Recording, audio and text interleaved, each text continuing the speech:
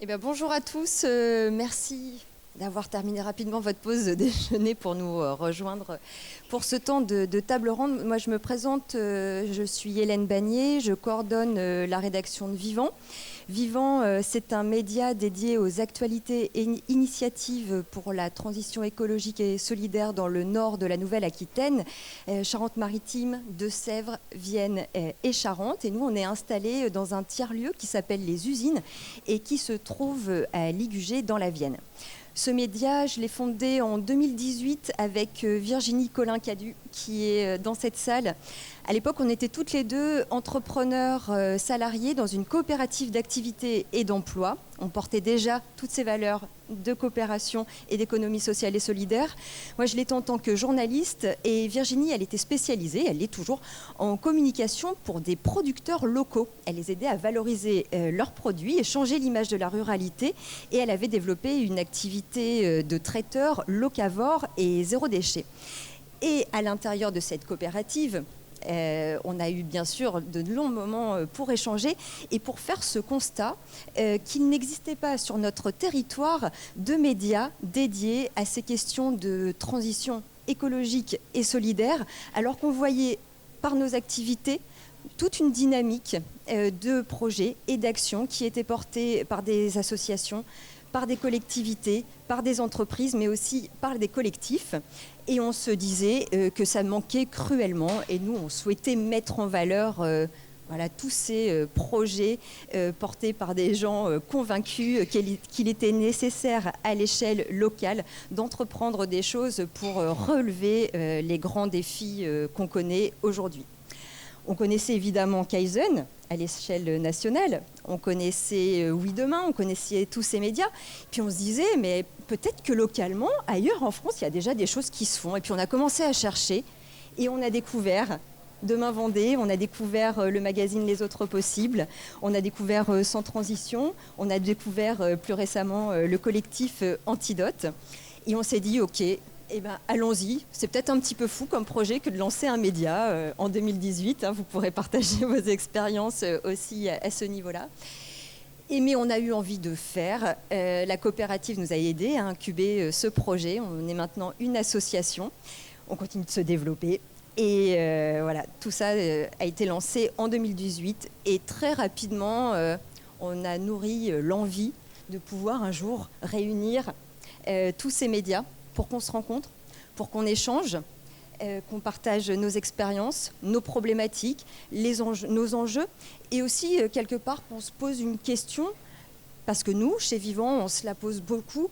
En tant que journaliste, on a une posture, c'est celle d'observateur, mais finalement, quand on est journaliste dans un média de solution, est-ce que nous sommes nous-mêmes acteurs de la transition écologique et sociale ? Je pense que c'est un des défis qu'on s'est tous lancés et c'est l'objet de cette table ronde aujourd'hui.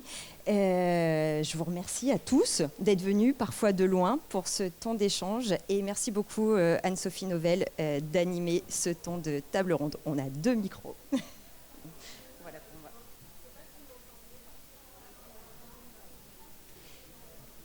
Et les organisateurs nous ont dit de dire que l'émission, si vous voulez tweeter ou retweeter, que l'émission est diffusée en direct sur le site du forum. Je te le pique. Bonjour à toutes et à tous, je suis ravie d'être ici. Merci Hélène et merci à Virginie pour cette belle invitation de Vivant. Parce qu'on se connaît depuis 2-3 ans, mais on n'avait jamais eu l'occasion de vraiment se rencontrer. Et je crois que cette rencontre, en effet, entre différents médias locaux dits de solutions sur les territoires, qui valorisent en fait au quotidien des initiatives de transition écologique et sociale, vous ne connaissiez pas tous. Donc je suis ravie de cette rencontre parce que je pense qu'il y a plein de belles choses à créer ensemble et vous avez tous un rôle essentiel aujourd'hui. Moi, je travaille comme journaliste freelance spécialisée sur ces questions depuis 15 ans. Donc je travaille pour plein de médias différents. Et et j'ai mené une enquête pendant 4 ans pour interroger notre rapport à l'information, mais aussi pour questionner la capacité des médias à bien traiter de ces questions d'écologie, de développement durable ou de transition en général. Et je pense que votre rôle est essentiel aujourd'hui. Alors Hélène vous a un petit peu présenté, mais je vais vous représenter quand même. À ma gauche aujourd'hui, donc j'ai Delphine et Marine du collectif Antidote. Elles viennent de Toulouse et voilà, on est ravis de les avoir avec nous. Julien du magazine Sans Transition qui est ici, il pourra vous le représenter tout à l'heure, donc qui est basé entre la Bretagne et l'Aveyron, si je ne me trompe pas. Non, c'est pas l'Aveyron. Qu'est-ce que j'avais noté ? Le Vaucluse, pardon. En effet, je vais user de ma géographie.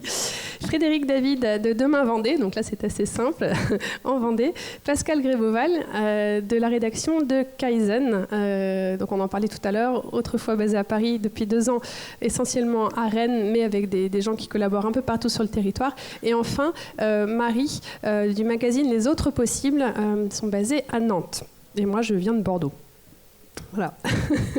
Bon, sans transition, pour le coup, on va enchaîner tout de suite parce que, en fait, je vous ai juste cité comme ça, mais je pense que c'est important que vous preniez le temps, chacun, là, pour commencer, de bien présenter, voilà, en fait, vos initiatives. Pourquoi vous êtes lancé ?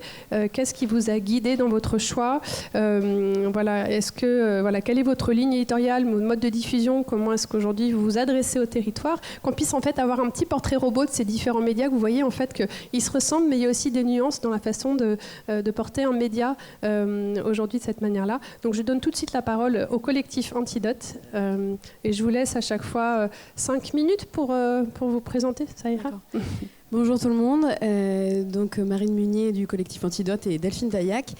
Alors nous, on s'est connus en fait avec Delphine, on était journalistes et on a travaillé en fait dans un hebdomadaire à Toulouse.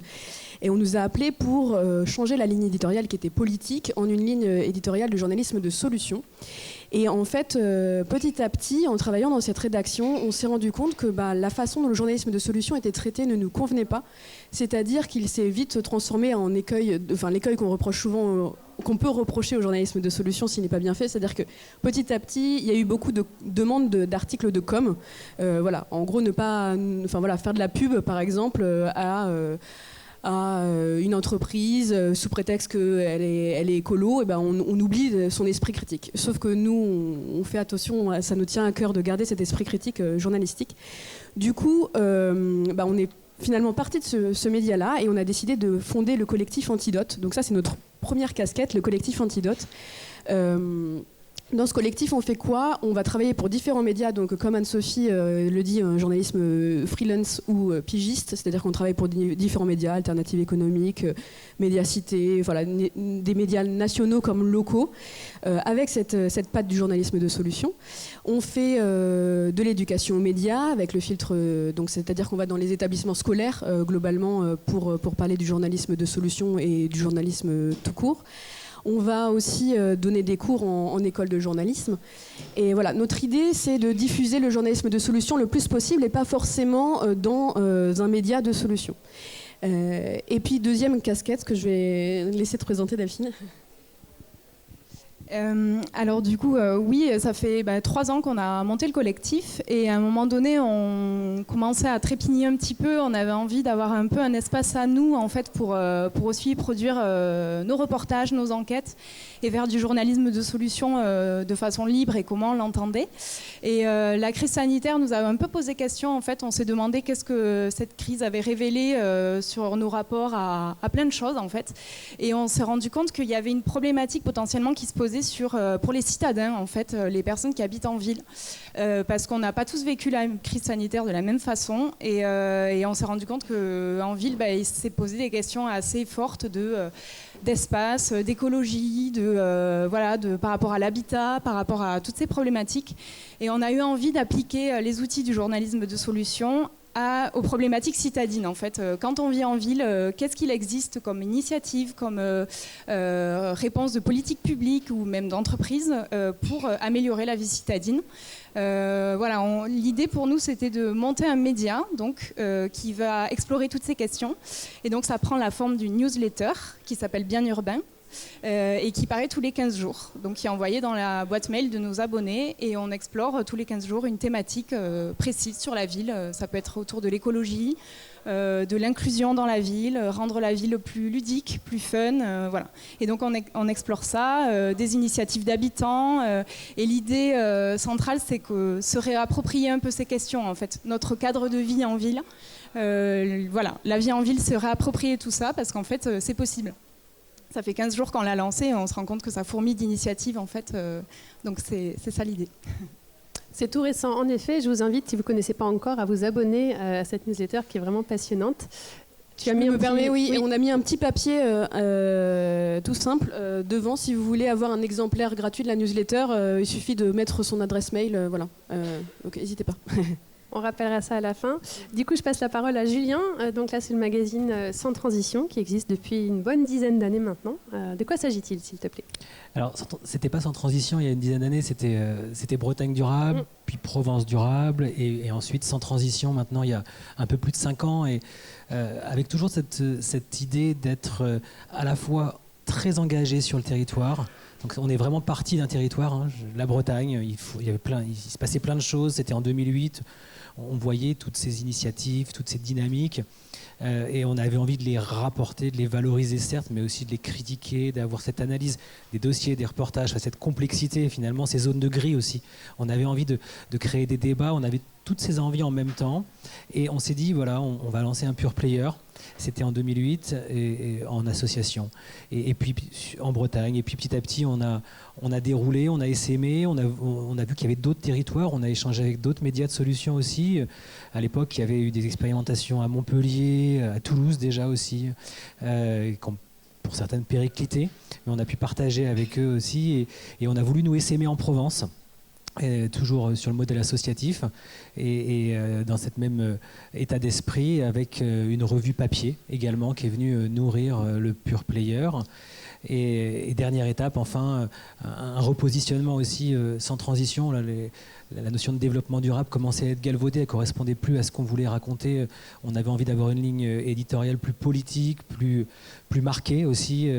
Voilà, sans transition, c'était un clin d'œil bien sûr à cette expression journalistique, à PPD, à toute l'école Canal, et puis aussi voilà, de rappeler qu'on était un média, pas uniquement une boîte à valorisation, avec un regard critique forcément et politique de surcroît. C'est ce qu'on a voulu afficher clairement dans Sans Transition. Donc aujourd'hui, on est un bimestriel, on est une scope, voilà, on a évolué le statut. Donc le magazine appartient à ses salariés. Pour nous, c'était important d'avoir aussi cette logique-là, de rester dans l'ESS, dans l'économie sociale et solidaire, bien sûr, d'association à coopérative, mais que le média nous appartienne, c'était aussi très fort comme dimension, puisque de fait, on dépendait de personne. Si demain on veut arrêter, ben on arrête. Si on veut poursuivre, voilà. Les décisions, elles nous appartiennent. Et voilà, donc il y a eu toute cette logique avec Sans Transition, 6 numéros dans l'année, un bimestriel, et aujourd'hui 4 éditions régionales, Bretagne, puis Provence, puis Occitanie, puis Auvergne-Rhône-Alpes. Donc ce n'est pas des territoires qui se sont faits au doigt mouillé. Vous imaginez bien qu'on a regardé à chaque fois l'économie sociale et solidaire, les chiffres dans les territoires. On a regardé à chaque fois des indicateurs très précis pour essayer de voir où ça avait du sens d'être présent. Et puis en s'ancrant à chaque fois dans le territoire, pas une logique parisienne. Hein, j'ai rien contre les Parisiens, il y en a à ma gauche. Je les aime bien même. Mais voilà, on n'a pas eu envie d'arriver comme ça. On a eu envie de s'ancrer sur les territoires, d'avoir des bureaux sur place quand c'était possible économiquement. C'était le cas à Montpellier quand on a lancé l'édition Occitanie. Certes, travailler avec des pigistes, mais d'aller plus loin, créer des réseaux, des dynamiques avec aussi, et c'est le dernier point que je voulais aborder avant de laisser bien sûr la parole aux autres, aussi une dimension conférence forte, événementielle, parce que pour nous, un média, c'est aussi un médium. On en parlait pour préparer cette émission, et on avait envie de développer des tables rondes, des événements, des conférences, et c'est ce qu'on fait aujourd'hui de plus en plus avec des intervenants ou même en organisant des débats. Voilà, très rapidement, un panorama de qui on est et de ce qu'on fait aujourd'hui. On est une dizaine de salariés ce que tu m'expliquais. Chez Sans Transition. Et en effet, la multiplication de moments de conférences que vous organisez de A à Z pour essayer aussi de proposer des espaces de conversation, ce que je trouve assez intéressant aujourd'hui. Moi, dans ma conception du média, je trouve ça assez chouette d'aller vers ce genre de format. Ensuite, donc Frédéric de Demain Vendée. Bonjour. Rebonjour. Donc, je te laisse nous présenter un petit peu, toi aussi, d'où tu viens, pourquoi Demain Vendée, et là aussi ce que vous avez pu développer à votre échelle. Donc nous, on est un média local. Donc Demain Vendée, ça porte son nom. Donc on explore le territoire de la Vendée. Donc c'est un média en ligne et un média papier. J'en ai un exemplaire ici. Voilà. J'en ai rapporté d'autres si vous voulez le découvrir. Et en fait, moi, je ne viens pas du tout du monde du journalisme, donc c'est une initiative individuelle qui est née il y a 3 ans, en 2017, parce que j'ai été pendant 15 ans dans l'industrie, et j'ai vu le film Enquête de sens, je m'étais relié auprès du mouvement Colibri également, et puis grand questionnement sur le monde qui nous entoure, et donc l'envie d'aller explorer à l'échelle d'un territoire, en l'occurrence la Vendée, ce qui était en train de changer et d'évoluer en termes de comportement ou de mode de vie, donc inspiré notamment d'un média comme Kaizen, qui étaient des médias nationaux, mais en Vendée, en tout cas, il n'y avait pas de médias comme ça qui venaient faire un éclairage sur les transitions locales et territoriales. Alors, j'y connaissais pas grand-chose dans le journalisme, mais c'était surtout une énergie et l'envie d'aller proposer autre chose. Alors, j'avais le goût de l'écriture, mais je me suis très vite créé des liens avec un illustrateur, avec des rédacteurs, avec des vidéastes. Et donc, c'est une association aujourd'hui qui réunit des services civiques, 1,5 salariés, on est un petit média, de l'apprentissage également, et puis des bénévoles. Il y a aussi la particularité, c'est que ce sont des rédacteurs qui participent au journal, qui le font de manière désintéressée. Et l'idée au départ, c'est ça, c'est comment s'opère une réappropriation citoyenne de l'information et comment on se donne envie d'aller créer l'information. Alors il y a une récompense peut-être immatérielle et pas, pour l'instant pas sous forme de rémunération, mais on laisse voir les choses évoluer comme ça. Donc voilà, c'est une exploration sur le territoire. On fait aussi des ateliers médias pour expliquer comment on fabrique le journal, et puis d'ouvrir des espaces d'échange avec les plus jeunes sur comment ils vivent l'information et comment on peut s'emparer d'une info plus locale et porteuse de solutions. Et on les accompagne aussi à créer des contenus audiovisuels, parce qu'il y a une partie en ligne avec des contenus audiovisuels.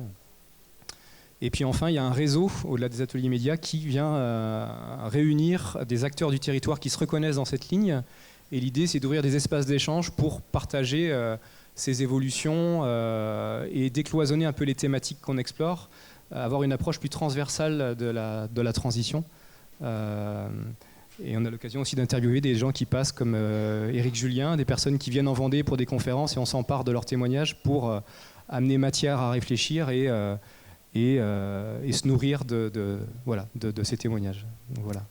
Merci beaucoup. Donc on le voit, du papier, des contenus aussi en ligne qu'on retrouve, des collaborations aussi avec des acteurs du territoire. Donc une jolie démarche que je vous invite à aller voir sur le site web de Demain Vendée également. Pascal Kaizen. Bonjour Anne-Sophie. Oui. Bonjour à tous, bonjour à toutes. D'abord, j'ai une bonne nouvelle. Je voudrais me faire l'écho d'une bonne nouvelle. Nous vivons une époque formidable. Nous avons de la chance d'être nés au XXe ou au XXIe siècle. Pourquoi je vous dis ça ? C'est l'époque dans l'histoire de l'humanité qui est la moins violente.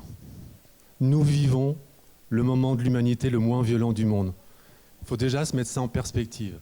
Vous allez me prendre pour un bisounours ou croire que j'ai bu ce midi ? Non. C'est une étude très sérieuse faite par un universitaire canadien, Stéphane Pinker, qui a compilé toutes les études et qui montre qu'il y a de moins en moins d'homicides dans le monde, de moins en moins de morts à cause de la violence dans le monde, quand bien même on prend la Première et la Deuxième Guerre mondiale. Donc ça, c'est important à comprendre, je pense qu'on va en aborder après, c'est que les médias ont un rôle sur la notion de violence. Aujourd'hui, on vit dans un monde moins violent. Ça ne veut pas pour autant dire qu'on vit dans un monde de bisounours. Il y a des crises, la crise sociale, elle est connue depuis les années 70, le discours de Barre, le discours de Mitterrand, Macron qui ne répond pas aux gilets jaunes et notamment aux lettres de doléances. Donc la crise sociale, elle est connue. Il y a une deuxième crise, elle est écologique. Donc on a créé Kaizen en 2011 pour répondre à ces deux crises, sociale et écologique. Pourquoi un magazine de solutions ? C'est parce qu'on se rendait compte qu'il n'y avait pas de réponse à ces crises. Donc avec Yvan Saint-Jour qui avait créé le magazine La Maison écologique, puis après Hydrasil, avec Cyril Dion qui a fait le documentaire Demain, puis Animal qui est actuellement dans les salles, et Patrick Baldassari qui était le seul à avoir une compétence en tableau Excel. Et moi, on a créé à 4 le magazine Kaizen. L'idée, c'était vraiment de répondre à ces deux crises, sociales et écologiques, parce que pour nous, c'est les deux mêmes faces d'une médaille qu'on appelle le néolibéralisme. Et donc, dans le Kaizen, c'est vraiment de répondre à cette double injonction, comment on fait face à la crise sociale, comment on fait face à la crise écologique. Pourquoi un magazine de solutions ? Quand on a créé le magazine, tous les 4, on se rendait bien compte que le film de Nicolas Hulot, le film de Al Gore n'avait pas fait d'impact, que Greenpeace avait beau faire des actions, que René Dumont avait beau se présenter au présidentiel, ça ne changeait rien. Donc on a dit, il y a quelque chose qui ne marche pas dans le cerveau, il faut qu'on change de méthode. Donc on va apporter des solutions pour montrer qu'on peut vivre autrement, sans pétrole, proche du jardin, proche de la nature, proche des gens, respectueux des gens, en montrant des solutions. Pourquoi cette approche de solution ? C'est très simple. C'est d'abord, quand vous montrez des informations négatives, le cerveau, certes, il l'enregistre, puisqu'on a survécu grâce à ça, mais en fait, il est tétanisé par la peur. La peur, ça crée la fuite, la colère, l'inhibition, et on reste assis dans son canapé, on mange du chocolat, on boit de la bière, on ne se met pas en marche. La deuxième chose, c'est que donc Cyril Dion avait créé juste avant Colibri, dont a parlé Frédéric, avec Pierre Rabhi. Et à la sortie des conférences de Pierre Rabhi, les gens allaient voir Pierre en disant « Vous êtes bien gentil, Pierre, c'est un beau discours, mais on fait comment ? C'est quoi concrètement les actions ?» Et donc Pierre Rabhi, qui avait créé Colibri, donc proche de Cyril Dion, nous a dit « Ça serait bien de créer un magazine de solutions pour montrer des exemples. » Donc c'est vraiment accompagner le discours de Pierre Rabhi sur le changement de paradigme. Et enfin, on arrive à la dernière pilier du journaliste de solutions, c'est que Nancy Houston l'a très bien éditorialisé, c'est on a besoin d'un récit. On a besoin de se projeter pour l'avenir, pour savoir où on va. Et donc à travers Kaizen, on essaie de montrer qu'on peut vivre autrement, sans être un amiche, sans vivre avec une peau de bête dans une grotte, qu'on peut vivre autrement déjà aujourd'hui au XXIe siècle. Donc on est un magazine de solutions pour toutes ces raisons. On existe depuis 10 ans. On a un peu changé la ligne éditoriale il y a 2 ans, puisqu'en fait, en interviewant des gens comme Nicolas Hulot, Dominique Bourg, ils nous disaient « Vous êtes bien gentils, Kaizen, ça veut dire changement pas à pas. La politique des pas à pas, ça ne suffit pas. On est face à une crise qui nécessite de la radicalité. Le pas à pas, ça ne marche pas. » Donc on a un peu infléchi la ligne éditoriale en étant un peu plus politique, puisqu'en fait, comme je vous l'ai dit, on était inspiré par la philosophie de Pierre Rabhi, les petits pas du colibri. Et en fait, on se rend bien compte que tout faire reposer sur les citoyens, les citoyennes, ça ne fonctionne pas. On a besoin des politiques et on a besoin des entreprises. Donc aujourd'hui, on interpelle un peu plus les politiques, on interpelle un peu plus les entreprises. D'ailleurs, on est en train de boucler un numéro spécial sur les entreprises, entreprendre autrement, travailler autrement. Parce qu'on pense que les entreprises ont un levier important. D'ailleurs, cet été, Carbon 4 a sorti une étude. On doit réduire chacun, ici dans la salle, de 12 tonnes équivalent carbone, nos émissions de carbone, à 2 tonnes d'ici 2030. Ces 75% reposent uniquement sur les entreprises. Donc si les entreprises ne font rien, il ne se passera rien. Donc on a beau manger bio, manger végétarien, aller à l'école en vélo, aller au boulot en vélo, ça ne fera que 20% des réductions de gaz à effet de serre. Donc les entreprises ont leur part, ainsi que les politiques. Et un peu comme mes camarades, on essaye de se diversifier, alors on tâtonne. On a fait des ciné-Kaizen, on a fait des conférences Kaizen, on a fait des ateliers Kaizen.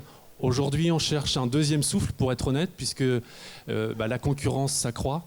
Mais surtout, il y a un désintérêt des Français pour la presse papier. Tout le monde va sur le web regarder des vidéos. Donc ça, c'est un vrai enjeu pour nous aujourd'hui, comment on fait la migration vers le numérique. Et puis, j'en reviens à mon histoire du début, les gens n'ont plus confiance dans les médias. Il y a 67% des gens en France qui ont de la méfiance à l'égard des médias. Pourtant, pendant le confinement, CNews a doublé son audience. Donc on est face à cette contradiction. On y reviendra tout à l'heure parce que c'est des larges questions que tu ouvres là et c'est important d'apporter des réponses à tout ça. Je laisse Marie présenter avant tout les autres possibles puis après je pourrai rentrer dans ce débat. Bonjour à tous et à toutes. C'est une transition formidable hein, puisque les autres possibles aussi ont doublé leurs lecteurs pendant le confinement. Donc comme quoi tout n'est pas perdu. Les autres possibles, c'est un magazine nantais qui peut être lu en dehors de Nantes, qui est né en 2016, donc nous allons avoir 5 ans, et qui n'est pas né de l'envie de faire du journalisme de solution. On est journaliste, on vient du journalisme classique et on voulait monter un média qui réponde à plusieurs défis qui nous ont amenés vers le journalisme de solution. L'idée, c'était de faire un magazine papier et de croire dans le papier, même si je te rejoins aussi, c'est pas toujours évident.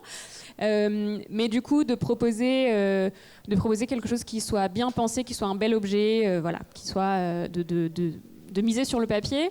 De miser sur l'indépendance. Et ça, c'est un autre débat. Nous, notre indépendance, on a choisi de la faire sans publicité, donc unique. Enfin, voilà, de choisir notre dépendance, celle au lectorat. Un magazine accessible et un magazine qui redonne confiance au lecteur envers les journalistes. Cette phrase n'était pas hyper française, mais peu importe. Donc voilà, parce que là aussi je te rejoins, on part tous et toutes des mêmes constats quand on fait du journalisme, il y a une vraie crise de confiance. Et donc on a mis tous ces éléments dans nos cerveaux, on a fait une bonne tambouille et on s'est dit ce qu'il nous faut et ce qui nous anime là, c'est de faire du journalisme hyper local, donc à Nantes et aux alentours et en Loire-Atlantique, qui soit vraiment sur une proximité avec le lectorat, pour que le lecteur se sente proche, et du journalisme qui soit aussi hyper exigeant. C'est-à-dire que c'est pas parce qu'on fait de la presse locale qu'on fait de la presse qui finit au fond de la litière du chat. Pardon, no offense pour les presses locales, mais bon. Et donc voilà, et tout ça, en fait, ça nous a amené vers du journalisme de solution, vers le fait de se dire, ok, on va faire un magazine de société. Donc on n'est pas, à la base, on n'était même pas orienté spécifiquement sur les transitions. On était vraiment sur un magazine de société, sur des thématiques de société, et on va aller voir localement ce qui se passe sur ces thématiques de société. Et tout ça, ça nous a amené vers du journalisme de solution, puisqu'on a assez vite perçu que pour faire ce qu'on voulait faire et proposer quelque chose d'inédit, eh bien, il fallait non pas expliquer et réexpliquer les constats comme d'autres le font très bien, mais proposer autre chose et essayer d'aller décortiquer ces solutions qui fonctionnent pas parfois, on y reviendra. Mais ça nous permet à nous, avant tout, d'être journalistes, de garder en tête qu'on fait du journalisme, on ne fait pas du journalisme positif, on fait du journalisme et on s'intéresse aux solutions qui, donc, parfois ne fonctionnent pas. Donc, le résultat, c'est ça. Alors, avec une seule main, en fait, c'est impossible. Donc, c'est un magazine qui se déplie. On trouve, du coup, voilà, au recto des articles et au verso, on travaille avec des artistes sur des cartographies qui viennent compléter les thématiques du numéro. Donc toujours dans l'optique de faire un bel objet papier. Voilà, ça c'est le dernier numéro sur les déchets. Merci beaucoup aux démonstrateurs. Et il y en a sur la table si vous voulez les découvrir. Aujourd'hui, nous sommes 6 salariés permanents dans l'équipe. On travaille avec 4 pigistes régulières, des photographes, les artistes qui viennent dessiner pour les numéros, une directrice artistique qui est en freelance par choix. Voilà.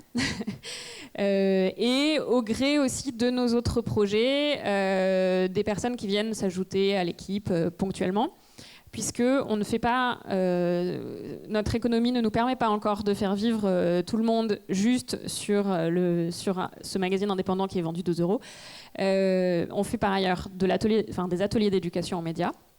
On fait également un petit peu d'édition. Donc on a publié un guide sur la consommation responsable dans la métropole nantaise qui vient compléter ce que le magazine, une articulation différente par rapport à ce que propose le magazine. Et puis on a, comme beaucoup, un volet prestations événementielles, comme beaucoup de médias indépendants, où on va faire du conseil éditorial, animer des tables rondes, offrir nos compétences et monnayer nos compétences à l'extérieur pour équilibrer le projet des autres possibles. Voilà, vous avez un panel. Merci beaucoup, Marie. Bon, c'était très clair. Merci pour vos présentations. Maintenant, on y voit un petit peu plus clair dans ces différentes démarches. Je rappellerai quelque chose. Je crois que j'ai un chiffre, mais il faudra que je le vérifie. Je crois qu'entre 1970 et 1997, il y avait à peu près 167 titres de presse qui s'étaient créés pour traiter des questions d'écologie. C'était juste après la mission Apollo. On vient d'avoir une première image de la Terre vue de la Lune. Et c'est à ce moment-là que toutes les grandes associations écologistes se sont lancées et qu'on a eu cette espèce de secousse avec de nombreux supports comme La Gueule ouverte ou Le Sauvage, que certains ont peut-être connus, et dont les couvertures restent toujours d'une affolante actualité, si vous avez l'occasion de les regarder. Mais c'était une presse qu'on qualifiait de très militante, et c'est vrai que dans la façon dont on a traité ces questions de climat, d'environnement, il y a eu différentes phases où pendant un temps, on contestait la véracité scientifique des faits qui étaient relayés par les scientifiques, pour le coup, avec des climato-sceptiques. Après, il y a une phase où on s'est arrêté à regarder les questions de conséquences de ces changements sur nos modes de vie. Et puis, depuis quelque temps, on se rend compte que ce n'est plus seulement un fait scientifique, mais surtout un fait social. Et donc, il y a une urgence que l'on ressent de plus en plus. Et en effet, depuis une quinzaine d'années, des supports comme les vôtres ont pu émerger. Mais là, ce qui est intéressant, c'est que vous parlez de journalisme de solution, qui est un terme qui, pendant longtemps, est apparu dans la presse, on va dire, généraliste, comme un terme un peu bisounours. C'était pas du vrai journalisme. Vous avez dit, on nous taxe de faire de la communication. Nous, c'est pas vraiment ce qu'on faisait, mais on s'est rendu compte qu'il y avait une attente. Et donc, il y avait une espèce de paradoxe entre des attentes exprimées par le public désireux de savoir comment agir et trouver des réponses. Même le terme d'antidote est intéressant parce qu'on parle parfois du journalisme d'antidote ou journalisme de réponse. Et à côté de ça, des médias qui disaient non, notre rôle, c'est de raconter les trains qui n'arrivent pas à l'heure, c'est de mettre la plume dans la plaie. Et finalement, on pourrait aussi débattre de cette approche-là, de dire le journalisme de solution n'est pas là que pour vous raconter des belles histoires. En fait, il s'agit de s'appuyer sur des faits de société qui posent problème, de bien expliquer ces problèmes et ensuite d'aller prolonger les enquêtes, ce qui signifie qu'il nous faut du temps et de l'argent pour bien faire ce travail quand on est journaliste, pour montrer qui dans la société s'empare de ces problématiques. Alors, ça veut dire que c'est un journalisme qu'on ne peut pas toujours effectuer quand rien n'est fait dans la société.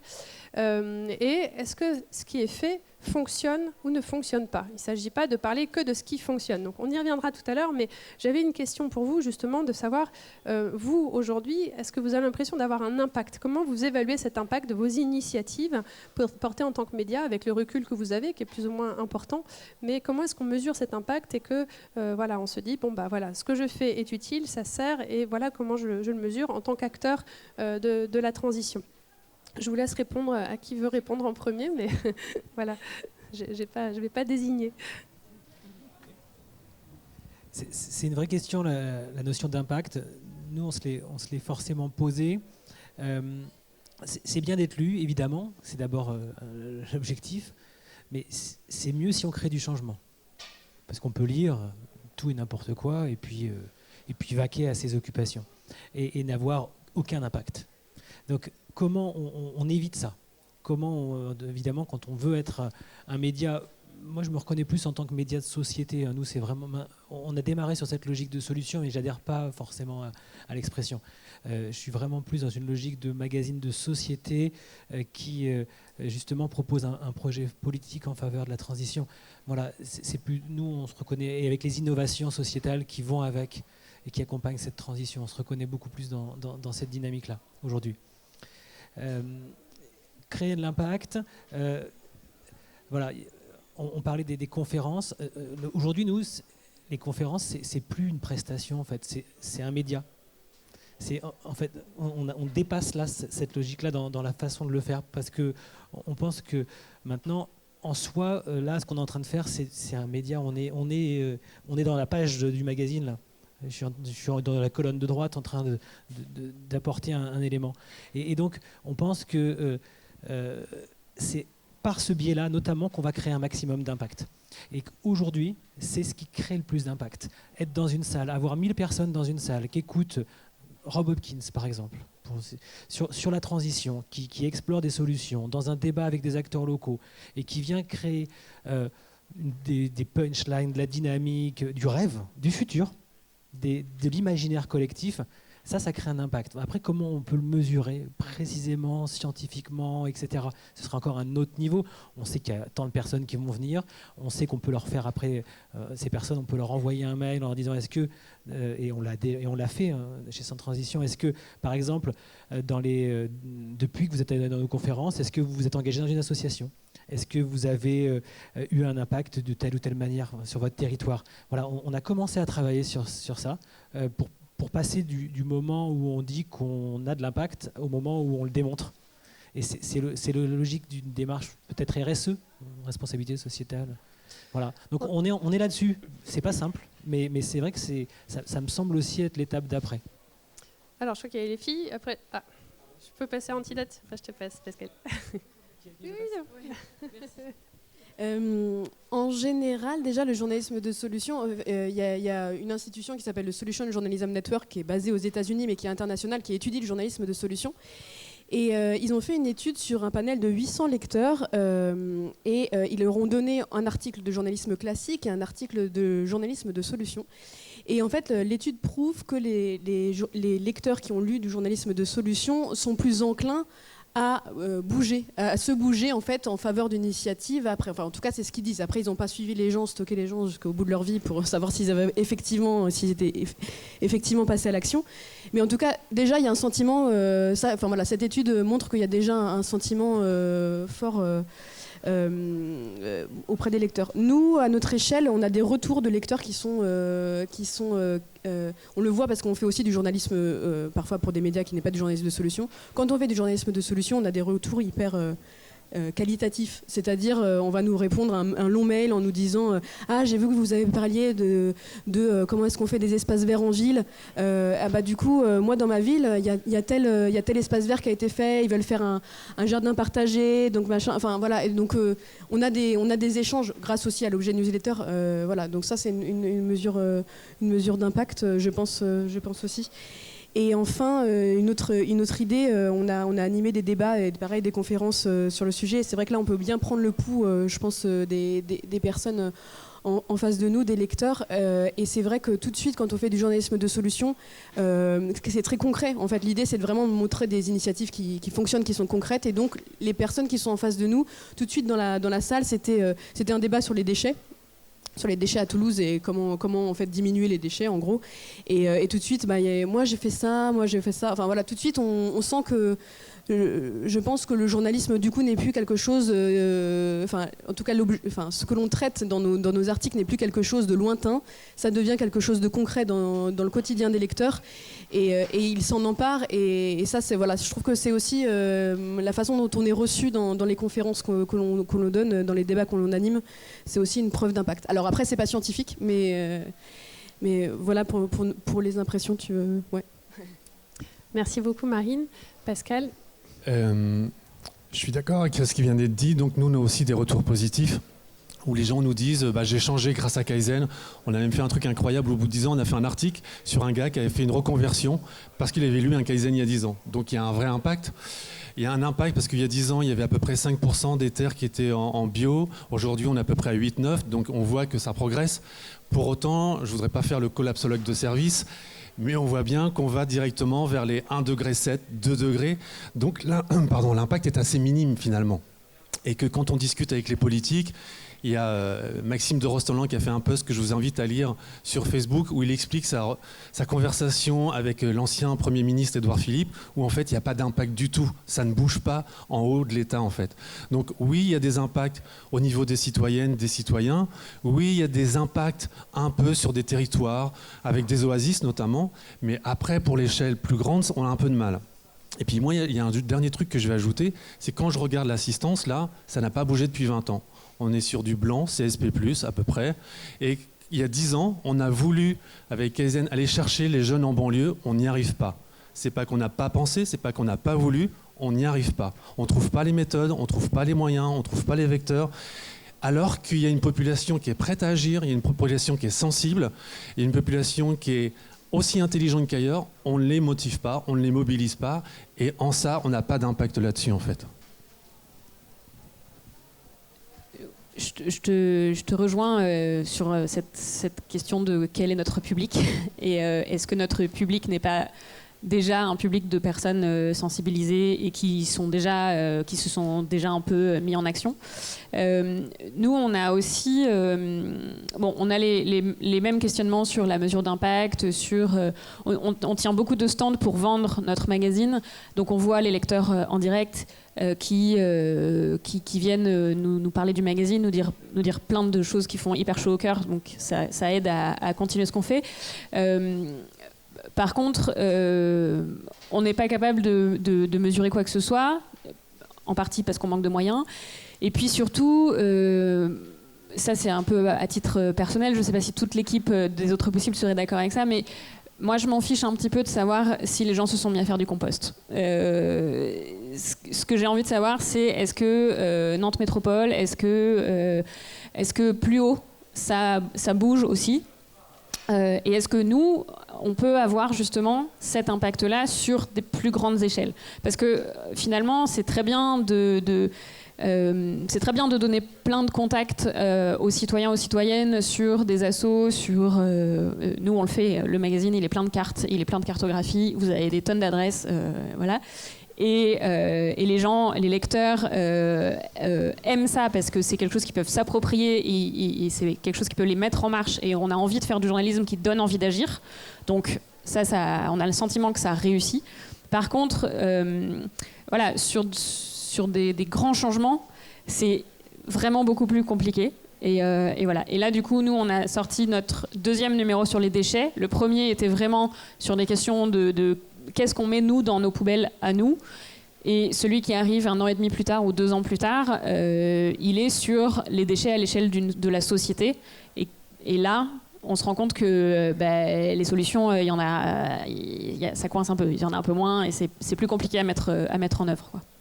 Ça me tend une... Ah, vous n'avez pas terminé, parce que j'avais une bonne transition, mais vas-y, Frédéric. Ouais, je rebondis, peut-être un discours un peu dissonant. Donc nous aussi, on se reconnaît dans l'inspiration. Donc ça peut être aussi un média d'inspiration. Nous, on se rend compte de l'impact à l'échelle de notre territoire, sur les liens concrets. Les gens qui viennent nous rencontrer, qui nous disent, à la découverte, à la lecture de vos contenus, je me suis reconnu. Donc on a l'impression que l'inspiration, c'est plus aussi accompagner un changement de regard sur le monde. On aborde à la fois des initiatives pratico-pratiques sur comment faire autrement, mais surtout, ce qui nous anime, c'est d'aller chercher le sens derrière. C'est au-delà de l'initiative, c'est pourquoi ces personnes qu'on rencontre ont fait évoluer leur mode de vie. Et on se rend compte que cette partie-là, elle est impactante, c'est de l'inspiration sur de la sensibilité humaine, et que parfois, ça a tendance à repousser parfois l'initiative seule, pratico-pratique, parce que les gens ne voient pas toujours pourquoi il faudrait y aller, d'ailleurs. Et donc on se rend compte d'un impact d'inspiration, de partager un regard commun sur notre place en fait. Donc dans le film Manquer de sens que j'aimais bien par rapport à Demain par exemple, le film Demain qui va à la rencontre d'initiatives très concrètes, pragmatiques. Le film Manquer de sens amène la question spirituelle sur notre place sur cette planète et de prendre un peu de hauteur en tant qu'humain. Et du coup, on essaie d'associer les deux. Et l'impact, il peut se mesurer sur cette reconnaissance dans un regard partagé sur notre place dans la société ou comment faire autrement. Et du coup, ça laisse la place ça ouvre le champ des possibles. Tout n'est pas écrit. Voilà. C'est ce que je voulais ajouter. Merci. Dans tout ce que vous dites, pour moi, il y a aussi quelque chose qu'évoquait Pascal sur le fait que quand on est consommateur de médias, on ne va pas lire que votre support, en fait. On va aussi écouter la radio, on va parfois regarder la télé, on va aller s'informer sur Internet, sur YouTube, ou aller sur Instagram ou TikTok ou Snapchat pour les plus jeunes. Pas moi, pas encore. Mais voilà, on est soumis à un certain nombre de bouches médiatiques, on essaye de capter notre attention. Et c'est vrai que ce qui fonctionne le plus, en fait, mais ça c'est la neuropsychologie qui le montre, c'est qu'on est plus sensible et qu'on va plus cliquer sur les contenus négatifs ou qui nous mettent en alerte que sur des contenus qui demandent de prendre un peu de recul, de lire différemment ou d'aller chercher une solution. C'est pour ça que le Solution Journalism Network dont parlait le collectif Antidote essaie justement à chaque fois d'allier les deux.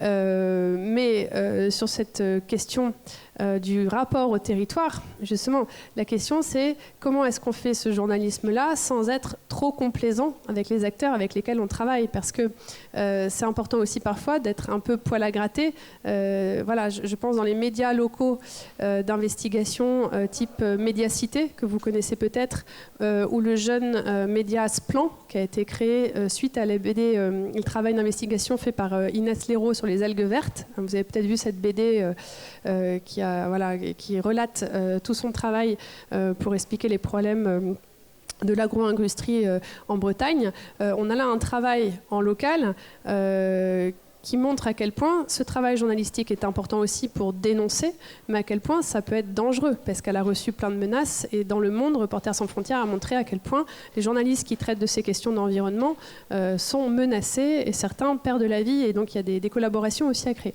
Donc ma question, c'était comment est-ce qu'on fait aussi pour, quand on est dans ce type de médias, parfois justement aller titiller un peu ces interlocuteurs qui sont peut-être contents de nous trouver pour valoriser ce qu'ils font de bien, mais qui parfois sont un peu plus pas très rapide, on va dire, ou justement c'est trop des petits pas. Voilà, je ne sais pas si ça vous est arrivé d'être dans ce type de circonstances, à dire bon, peut-être que là il faudrait qu'on soit un peu plus mordant ou plus radicaux. Et c'est important aussi de ne pas être juste dans cette complaisance, je ne sais pas. Je peux juste faire part de ce qu'on observe et ce qu'on explore en Vendée, c'est que la transition part à plein de niveaux en fait. Il y a déjà un état des lieux à faire, c'est de mieux comprendre notre territoire et qu'est-ce qui est présent. Nous, on a beaucoup d'agro-industrie, justement. Et parfois, les patrons sont des gens qui ont vu leur société évoluer rapidement et se sont laissés aussi embarquer par un développement économique et qui gardent le bon sens paysan malgré tout et qui questionnent finalement aussi le sens de leurs activités. Derrière, c'est d'aller saluer, dans ce cas-là, la notion de sens, quoi, l'intention de vouloir faire autrement et d'aller chercher aussi les contraintes, donc contextualiser, mais d'aller saluer partout où les initiatives partent en rappelant un état des lieux qui est présent. On ne peut pas raser les entreprises et tout d'un coup et faire que des jardins en permaculture. Donc on sait bien qu'il y a un existant. L'idée aussi, c'est de croiser ces regards entre des réseaux permaculture, des réseaux d'entreprises, et d'essayer de décloisonner et de faire rencontrer ces personnes et partager justement ces regards qui évoluent tous de toute manière. Mais surtout, comme tu disais, de contextualiser et de chercher à mieux connaître notre territoire pour mieux comprendre déjà. Voilà. Il y a plein de réactions. Effectivement, je pense que ça nous est tous et toutes arrivé de se dire ah oui, mais si on parle pas de ça, est-ce que du coup, qu'est-ce qu'ils vont en penser? Parce que je parle pour notre propre cas, il y a beaucoup l'écosystème de l'ESS notamment, mais il y a des initiatives bien ailleurs que dans l'ESS. On ne parle pas uniquement du champ de l'économie sociale et solidaire dans les autres possibles. Au final, on connaît les gens, on connaît pas mal de monde, beaucoup de gens connaissent les autres possibles, et il y a un peu ce truc de se dire sur ce sujet-là, c'est sûr qu'on va retrouver tel interlocuteur. Ce qui nous empêche de faire ça et ce qui nous permet de parfois être un petit peu poil à gratter, c'est justement d'être avant tout journaliste et de vouloir faire un journalisme hyper exigeant et de se dire qu'on ne va pas se laisser dicter un sujet parce qu'il y a tel supermarché coopératif qui ouvre ou que la ville de Nantes lance telle politique publique sur, que sais-je, les jardins partagés par exemple. Il faut, nous, notre arme, c'est de se dire qu'on fonctionne par dossier thématique et que les dossiers thématiques, d'ailleurs, ils sont décidés hyper longtemps à l'avance. Enfin, là, par exemple, la saison 2022, on sait déjà quelle thématique, a priori, on va aborder. Ça peut changer en cours de route parce qu'il y a un truc qui émerge, mais au final, on fait du journalisme qui prend son temps, qui prend beaucoup de distance, qui n'est pas du tout sur l'actualité chaude. Donc, on peut se dire... oui, en fait, un numéro sur les arbres, ça peut coller. Et à partir de cette envie de faire ce dossier, parce qu'il y a un terreau sur le territoire, on va aller chercher des sujets et notre équipe de journalistes va aller chercher des sujets. Peu importe si nous, on connaît le chef d'entreprise qui a monté une pépinière en scope, quoi. Donc... c'est vraiment en étant journaliste avant tout, en étant vraiment ultra exigeant sur sur le travail du comité éditorial, sur le travail de nos pigistes, qu'on réussit à faire ça. Et il arrive qu'on fasse un magazine, qu'on fasse une carte et qu'on reçoive des mails en disant « Ah, je suis un peu étonnée de ne pas apparaître dessus. » Bon, là, soit c'est une erreur de notre part, c'est passé à travailler les mailles du filet parce qu'on est humain et que parfois c'est compliqué d'être exhaustif. Donc voilà. Et soit on a vraiment anglais notre carte et du coup non, c'était pas dans les critères, donc voilà, désolé, pour peut-être une prochaine fois. Voilà comment nous on essaye de faire au quotidien. D'autres réactions Avant que ça reparte à l'extrême droite. Non, je suis taquin. En fait, c'est toujours marrant, Anne-Sophie, qu'on pose cette question aux porteurs de solutions. En fait, la question, elle est pour tous les journalistes. Et en fait, c'est une question de posture. On a eu la chance, et moi j'ai assisté à cette interview, d'interviewer Élise Lucet. Et elle nous le dit aujourd'hui, elle reçoit des communiqués de presse, de politique, d'entreprise, etc. Donc c'est une question de posture. Donc moi, chez Kaizen, j'ai pas le problème en tant que rédacteur en chef du politique, mais j'ai un problème avec les annonceurs, comme l'a dit Marine. Donc nous, on a de la pub, on a 10 pages de pub. Je reçois tout le temps de la pub en disant oui, mais ceci, oui, cela. La posture, elle est simple, c'est non. Non, non et non. On est, comme ça a été dit, des journalistes. Et la posture est extrêmement simple. Donc je suis toujours un peu... Alors je sais que ça vient pas de toi, c'est pour faire nourrir le débat. Mais je suis toujours un peu étonné qu'on nous pose la question à nous, journalistes de solutions. Je la pose à tout le monde. Hein. Mais alors que le problème, il est bien plus grave chez les autres journalistes. L'exemple du Monde et de la pub Volkswagen, par exemple. Voilà. Donc c'est vraiment une question de posture. Ok, moi je peux aussi répondre. Effectivement, nous, quand on avait lancé le projet au début, on a commencé par écrire une charte éthique. C'était un point, étape 1, notamment le rapport aux annonceurs. Voilà, aucune intervention possible. C'était écrit, c'est toujours écrit dans le marbre. Donc évidemment qu'on reçoit des courriers, évidemment qu'on a des influences, évidemment. Bon, après voilà, comme disait Pascal à l'instant, enfin, c'est juste pas possible. Voilà, quand les choses sont claires, il y a pas d'influence, il y a pas de voilà, c'est pas parce qu'on a de la pub qu'elle a son mot à dire. C'est pas que la pub, hein. C'est aussi parfois le fait de se dire bon, là ça n'a pas marché, on va peut-être pas en parler. Il y a une forme d'autocensure en fait aussi parfois. Pas chez nous en tout cas, il n'y en a aucune. Mais après peut-être c'est l'inconscient. Mais en tout cas de manière consciente et collective, nous pas de problème à ce niveau-là. Bien sûr qu'il y a des tentatives d'influence, bien sûr qu'il y a des liens avec des acteurs. Donc peut-être que, mais c'est aussi pour ça qu'on travaille avec des collaborateurs externes et à qui on confie régulièrement plein de projets, des pigistes, parce que eux, ils vont avoir aussi cette ouverture différente. Et puis on a des règles. Si je connais quelqu'un, je traite pas le sujet. Enfin voilà, il y a aussi plein de manières de contourner le problème et on essaie au maximum de s'y employer pour éviter de tomber. Alors, je dis pas qu'on tombe jamais dedans, mais en tout cas pour éviter au maximum de ces pièges qui existent. Delphine? Oui, et c'est complémentaire avec tout ce que vous avez dit, mais en fait, nous, on se reconnaît dans une définition du journalisme de solution qui est notamment échafaudée par le Solution Journalism Network, on va pas mal les citer, mais en fait, il y a tout un tas de garde-fous pour que le journalisme de solution reste du journalisme avant tout, c'est-à-dire que on va parler d'une initiative ou qu'elle émane d'une association, d'une collectivité, de n'importe quel acteur.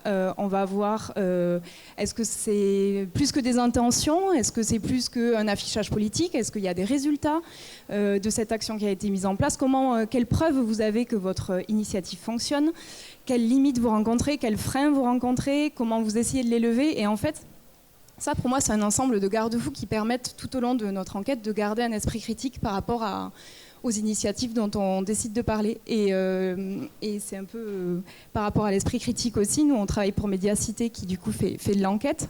Et en fait, le journalisme de solution nous a permis, par exemple, de décortiquer, par exemple, la gestion des déchets à Toulouse, la politique de gestion des déchets à Toulouse, avec un discours de dire, vous savez, c'est très compliqué de réduire les déchets, etc. Enfin, un discours politique assez, on fait ce qu'on peut.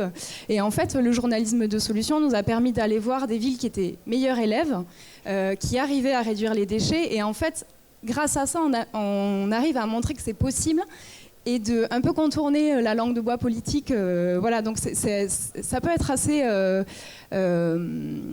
puissant en fait par l'exemple en fait de montrer des formes d'inaction politique, des formes de. Et pour nous, c'est aussi à ça que sert le journalisme de solution. En fait, c'est possible montre aussi en creux des formes d'inaction d'autre part. Voilà, donc. Une dernière petite réaction. J'avais une dernière question avant de vous passer la parole dans la salle. Vas-y Marie. Ce qui est aussi intéressant, c'est que on est là dans un forum lié à l'ESS et que tout à l'heure ça a été évoqué, il y a Sans Transition qui est en scope. Nous, on est une association. Le collectif est un collectif qui est fondé par ces journalistes. Kaizen, je ne sais pas quelle forme vous avez, mais bon, bref.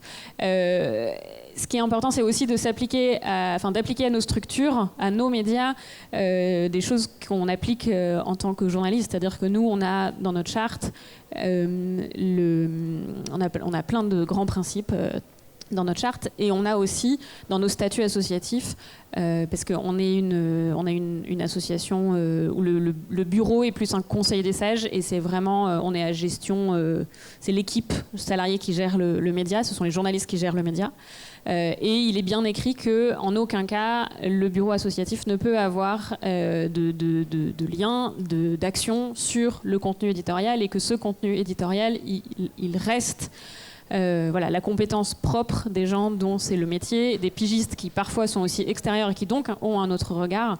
Et je trouve que c'est aussi ça qui est intéressant, c'est de s'appliquer à nous-mêmes, d'appliquer à notre gestion ces principes-là. Alors, la dernière question que je vais vous poser avant qu'on échange avec le public, c'est comment est-ce qu'on existe aujourd'hui ? Alors, à la fois sur un territoire, mais aussi parce que, Pascal évoquait... Alors, Kaizen a été touché par la crise de Prestalis, qui s'est déclenchée avant le Covid, je crois, et au même moment à peu près. Qui a touché pas mal de supports de presse diffusés en papier, ce qui a créé des grosses factures de dettes non payées par Prestalis auprès des médias, donc ça fait des grands trous dans les finances. On a eu la crise du Covid également.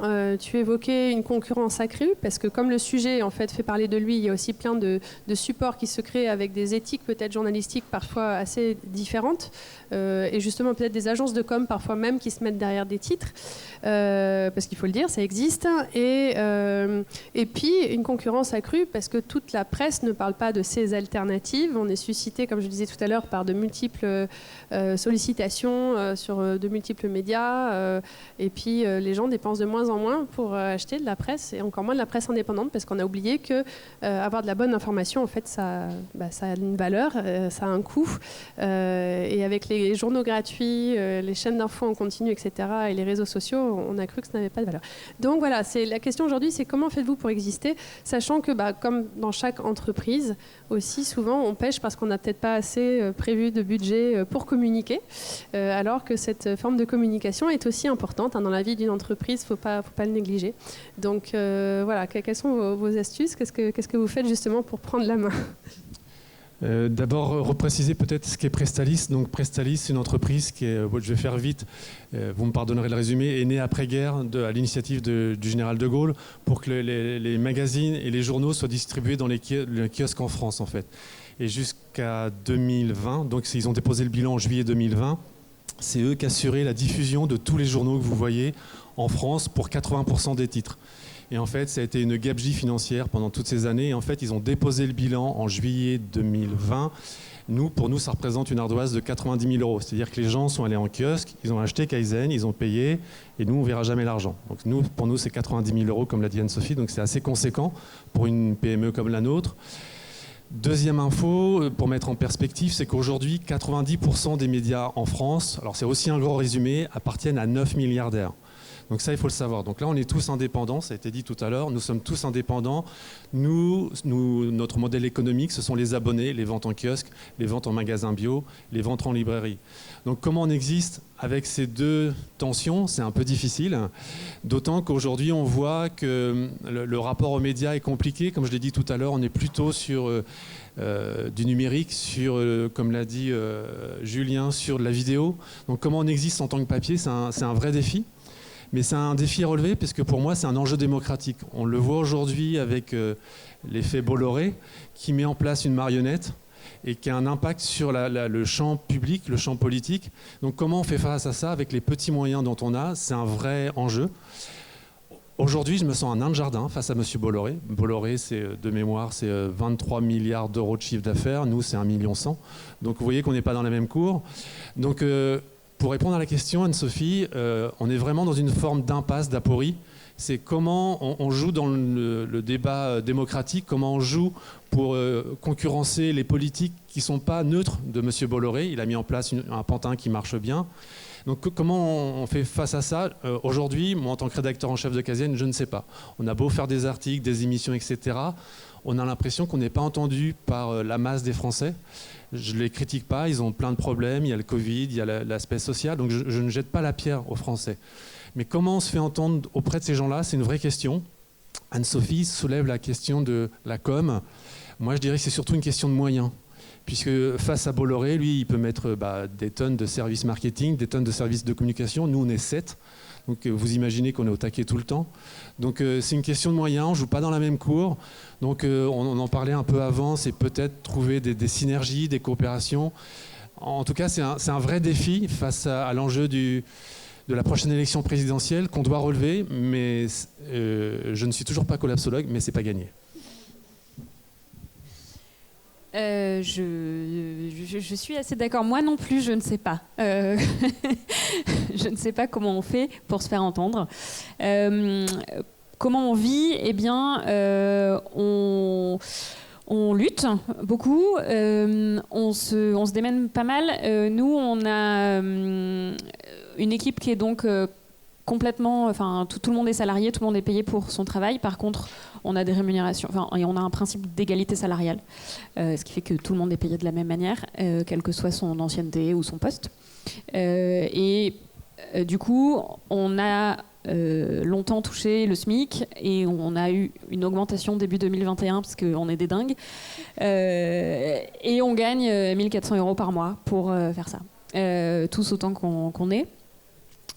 Donc on est une toute petite économie, ce qui nous permet de vivre dans le sens où quand il y a une crise, en fait on est peut-être un peu plus résilient, on courbe peut-être plus facilement le dos qu'une grosse économie.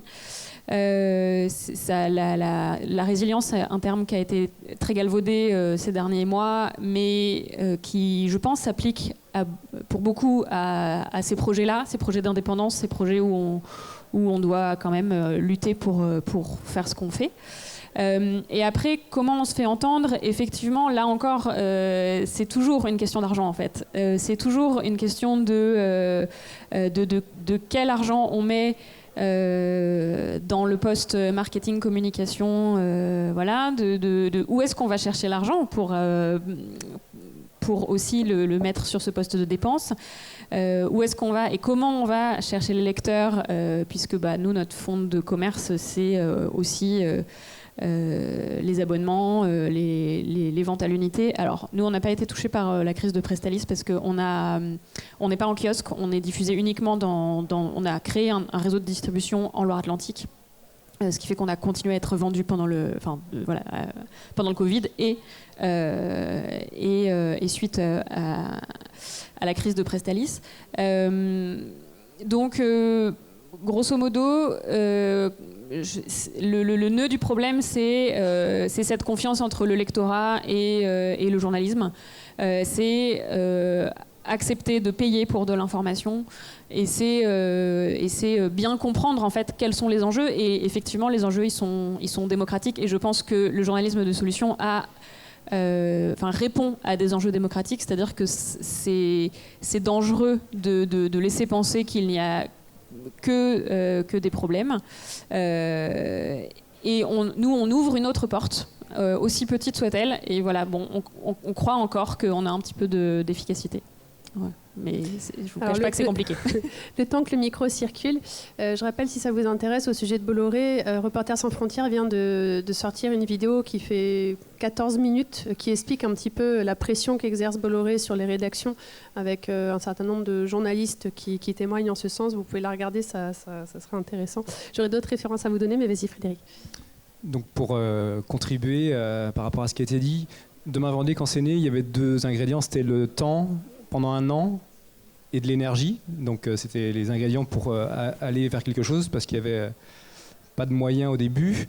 Ensuite, effectivement, pour capter l'attention, dans le cahier des charges de Demain Vendée au début, parce qu'il y en avait un sur comment on pouvait écrire ce projet, c'était de capter l'attention par le beau, en tout cas. Donc on mis à mettre à contribution un illustrateur et essayer d'avoir un support, que ce soit le journal ou sur le site, quelque chose qui soit agréable à aller voir déjà, et qualitatif en termes d'image et voilà, en tout cas pour le format papier original. Et puis après, on s'est questionné un moment sur est-ce que c'est important d'avoir tout de suite plein de vues ou plein de lecteurs. Et moi, je garde la conviction qu'en fait, c'est pas une quête en soi, c'est d'être déjà là pour répondre à plein de gens qui sont en train de changer de regard et qui cherchent des points d'appui. Et on s'en rend compte, des gens viennent nous voir parce que tout d'un coup ils ont évolué dans leur manière de voir les choses et on est comme un point d'accueil en fait. Et il faut se satisfaire aussi de ça.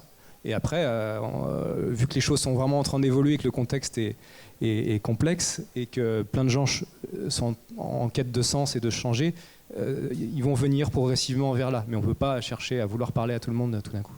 Bien sûr. Dans ta question, si j'ai bien compris, il y avait comment on existe. Donc, nous, on essaie d'exister à notre manière. On a un poste en communication dédié, voilà, pour être très concret. Donc ça, c'est un budget pour quelqu'un qui est payé en CDI, à temps plein, qui fait de la com, à la fois sur les réseaux sociaux, à la fois sur notre site internet, en lien avec des réseaux. Sur les sujets qu'on traite, évidemment, on se connecte avec les structures, mais de manière dans le faire savoir. Donc il y a une valorisation du travail par la communication sur les réseaux sociaux, mais aussi dans les médias, dans les autres médias. Donc là, je crois que c'est un des mots-clés quand même. Aujourd'hui, on est dans un forum de l'ESS. Je crois que sans la coopération, on ne changera pas d'échelle. Forcément, moi, je suis en scope, donc c'est ce que je prêche naturellement. Mais si on n'arrive pas nous-mêmes à s'entendre, à créer peut-être, j'ai envie de dire, un gros à multiples petits, on n'arrivera pas à peser derrière Bolloré, si tant est que l'objectif ce soit de peser. Moi, il me semble que c'est un objectif. Mais voilà, après, il faut s'entendre sur les objectifs, mais il me semble que c'est important que ces médias de solutions puissent peser dans le débat, mais de manière forte, pour apporter leur indépendance journalistique et venir contrer, alors non pas en antidote, mais pour moi, non pas en antidote, mais plutôt en montrant une autre voie de solution, voilà, qui va peut-être attirer l'attention. Donc je pense que c'est la coopération. Alors, comment on essaie de le faire chez Sans Transition, typiquement avec d'autres médias, des radios. On intervient sous forme de chronique sur RCF tous les 15 jours au niveau national. C'est une association aussi. On intervient sur France Bleu dans les territoires, avec France 3.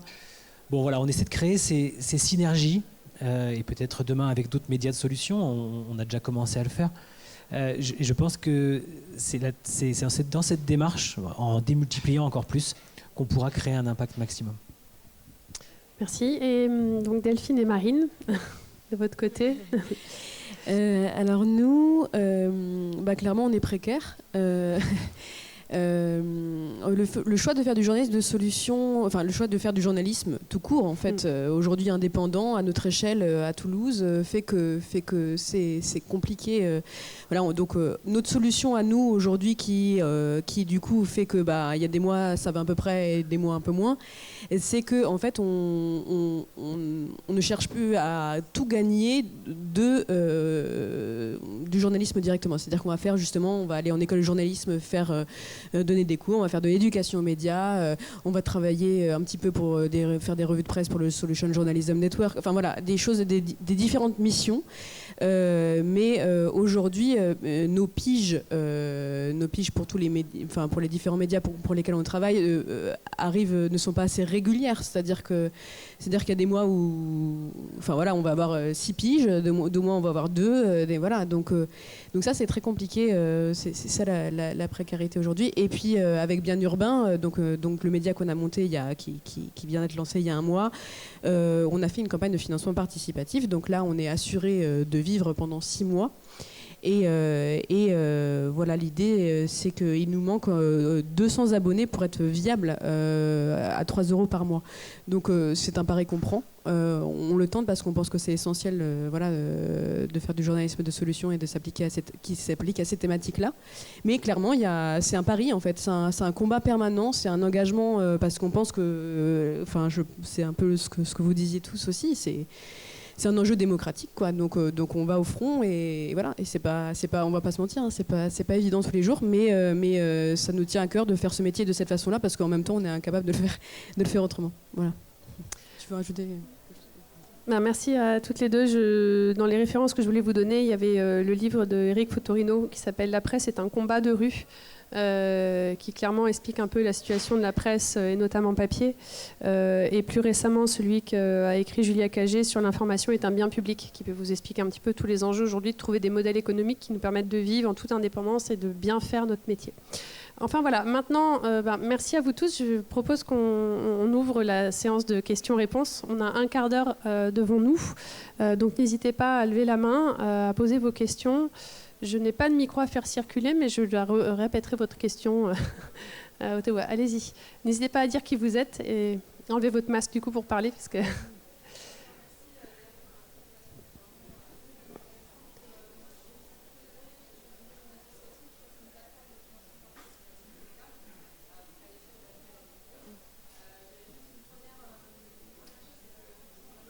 Ouais, je pense qu'on va donner le micro parce que j'entends pas. Je vais vous donner le mien du coup. Ouais, bon, c'est gentil. Merci Marine. Parce que c'est compliqué. J'avais une première, pour vous rassurer, la mesure d'impact, nous non plus, on ne sait pas la faire parce que... Juste, c'est pour une plateforme de crowdfunding basée en Nouvelle-Aquitaine. Oui, on est une association qui porte une plateforme régionale de financement participatif. Qui s'appelle J'adopte un projet, qui a été créé en 2014. Ok. Donc la mesure d'impact, nous non plus, on n'arrive pas à la mesurer. Donc je vous rassure, entre les moments où on va conscientiser, où on va avoir des effets de changement de comportement et de maintien d'une dynamique, c'est compliqué. Il faut des moyens, vous l'avez dit. Et c'est rassurant parce qu'à des échelles idem, on n'arrive pas à le faire non plus. Et du coup, là, c'est une vraie question. Sur la structuration du secteur, parce que je ne connais pas du tout ce qui peut exister, est-ce qu'il y a des choses, des têtes de réseau, est-ce qu'il y a des fédés qui portent en fait est-ce qu'il y a des plaidoyers qui sont faits collectivement qu'est-ce qu'il existe dans ce cas-là pour que le poids il soit plus important? Alors, face à des Bolloré, je suis sceptique comme vous, mais en tout cas, est-ce qu'il existe quelque chose qui est en train de se formaliser de ce côté-là? À ma connaissance, on a, je vais récupérer le micro, on a une fédération de médias, la presse libre indépendante, il me semble, avec Basta et autres, mais je ne sais pas si... Ouais, il y a le SPIL, oui, mais pour le modèle... En fait, il y a le SPIL qui est le syndicat des médias, de la presse indépendante en ligne, principalement. En ligne, mais nous, on en fait quand même partie parce qu'ils ont un peu ouvert leur chakra, donc on en fait partie. Là, c'est vraiment un syndicat pour les éditeurs de presse, donc on n'est pas sur le volet journalisme, on est sur le volet média, comment on structure son média, etc. Et il existe aussi la CPML, qui est la Commission permanente des médias libres, qui réunit de très nombreux médias indépendants en France, pas tous, mais voilà, qui ne sont pas tous sur le journalisme de solution. Tous les médias indépendants ne font pas du journalisme de solution. Il faut pas tout mélanger.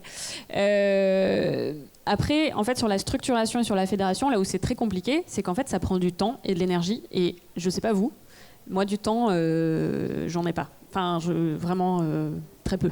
Et du coup, c'est toujours la même chose. Comme on est des petits médias, donc on a des petits moyens, donc on n'a pas beaucoup de temps. Donc du coup, on a plein de bonnes idées et plein d'ambitions. Mais concrètement, c'est complexe. Voilà. Je t'invite à lire le prochain dossier de Kaizen. Ralentir. Tu trouveras du temps. Pour répondre et pour compléter, nous sommes à Rennes depuis 2 ans et nous étions mis en relation avec des médias indépendants qui étaient notamment portés par Mediapart, qui avaient un objectif de créer la maison des médias. Donc on avait beaucoup bossé pendant 2 ans. Il y avait aussi, j'ai oublié son prénom, chez Basta qui portait avec Mediapart. Et c'est pour Sandrine ça que Rousseau. Comment C'était pas... Non, pardon, excuse-moi, c'est pas Sandrine Rousseau. Non, c'est pas Sandrine Rousseau. Et c'est pour ça que je reviens à la question du politique. C'est qu'on a déposé un dossier solide. On avait trouvé un mécène qui était prêt à acheter un bâtiment en friche à la mairie de Paris. Et la mairie de Paris a refusé. Donc ça dit vraiment que c'est un enjeu politique. Donc on était de mémoire une 50aine de médias indépendants, pas forcément de solutions et pas forcément écolo, mais on était vraiment en train de travailler pendant 2 ans à une maison des médias indépendants. Ça a été retoqué par la mairie de Paris et la maire actuelle. C'est Agnès Rousseau qui portait ça, c'est pas ça, Sandrine. tout à fait. Agnès, Voilà. Agnès Rousseau chez Basta. Il me semblait que le projet avait été relancé récemment. Alors j'ai reçu un mail il y a quelques semaines qui, voilà, mais c'est, en tout cas, on avait bien avancé et surtout on avait trouvé un mécène qui était prêt à mettre beaucoup d'argent pour qu'on ait notre indépendance et des locaux dignes de ce nom. Et après, je crois que Sans Transition l'a intégré. On a créé un petit groupe de presse un peu protéiforme avec Terre Vivante et d'autres magazines. Ça vivote et pour l'instant, comme ça vient d'être dit, on manque de temps. Et puis, je pense qu'on a le syndrome des écolos. On a beaucoup de petites structures et on a du mal, pour des raisons qui seraient trop longues à développer aujourd'hui, à collaborer vraiment en fait. Juste une chose sur au moins partager les expériences. On se rend compte pour la première fois et il y aura peut-être d'autres médias de solutions qui vont naître. Je sais qu'on a rencontré il y a peu de temps le mouvement Colibri National qui proposait éventuellement de faire un agora des médias de solutions et c'est au moins peut-être une fois par an partager des expériences sur nos modèles et comment ça évolue. Effectivement, nous, on fait partie des médias libres, le comité, alors je ne sais plus si c'est la commission des médias libres, enfin en tout cas on est dedans, et aussi avec Kaizen là, sur ce groupe, mais il y a aussi au niveau Paris, à Paris il y a une association France Solutions, quelque chose comme ça, qui regroupe pas mal de médias indépendants, Reporters d'Espoir, voilà, peut-être, Reporters d'Espoir. Donc il y a des initiatives qui essayent, mais voilà, pour les raisons qui ont été dites, c'est pas simple. Et on a tous beaucoup de choses autres à faire. Voilà. Et ralentir, c'est pas simple non plus. Je n'ai rien à rajouter. Est-ce qu'il y a d'autres questions du coup dans la salle? Allez-y. Alors je vous ramène le micro, je vais le faire, t'inquiète. Oui, bonjour. Sylviane Sambor, je suis éditrice de livres. Et je voudrais prolonger au fond la précédente question.